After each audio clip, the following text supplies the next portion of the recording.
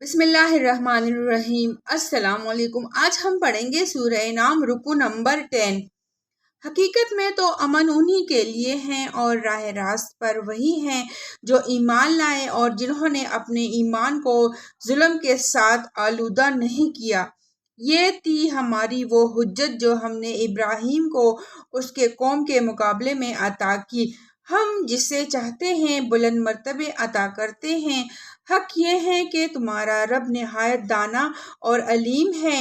پھر ہم نے ابراہیم کو اسحاق اور یعقوب جیسی اولادیں دی اور ہر ایک کو راہ راست دکھائی، وہی راہ راست جو اس سے پہلے نوح کو دکھائی تھی، اور اسی کی نسل سے ہم نے داؤد، سلیمان، ایوب، یوسف، موسیٰ اور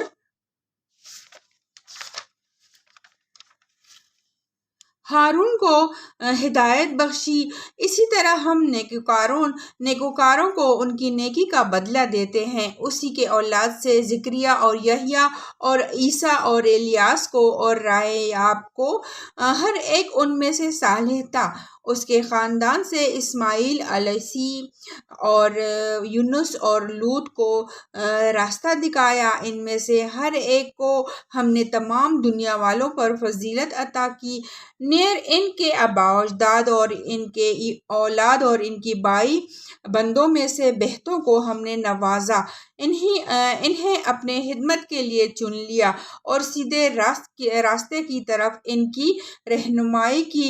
یہ اللہ کی ہدایت ہے جس کے ساتھ وہ اپنے بندوں میں سے جس کی چاہتا ہے رہنمائی کرتا ہے۔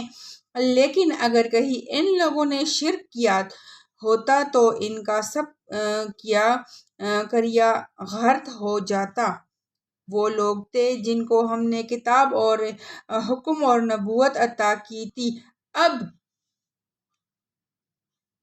اگر یہ لوگ اس کو ماننے سے انکار کرتے ہیں تو پرواہ نہیں، ہم نے کچھ اور لوگوں کو یہ نعمت سونپ دی ہے جو اس سے منکر نہیں ہیں۔ اے نبی صلی اللہ علیہ وآلہ وسلم، وہی لوگ اللہ کی طرف سے ہدایت یافتہ تھے، انہی کے راستے پر تم چلو اور کہہ دو کہ میں اس تبلیغ و ہدایت کے کام پر تم سے کسی اجر کا طالب نہیں ہوں، یہ تو ایک عام نصیحت ہے تمام دنیا والوں کے لیے۔ اب اس کی تفسیر پڑھتے ہیں۔ اصل میں لفظ تذکر استعمال ہوا ہے جس کا صحیح مفہوم یہ ہے کہ ایک شخص جو غفلت اور بلاوے میں پڑا ہوا ہو، وہ چونک کر اس چیز کو یاد کر لے جس سے وہ غافل تھا۔ اس لیے ہم نے افلا تذکرون کا یہ ترجمہ کیا ہے۔ یہاں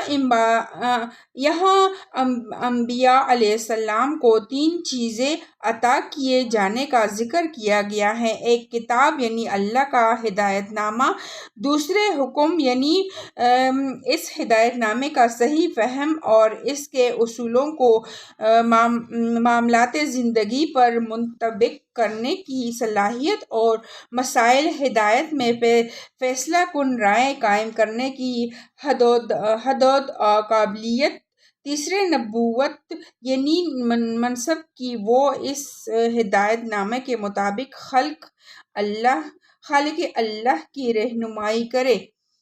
یہ جواب چونکہ یہودیوں کو دیا جا رہا ہے، اس لیے حضرت موسیٰ علیہ السلام پر توریت کے نزول کو دلیل کے طور پر پیش کیا گیا ہے۔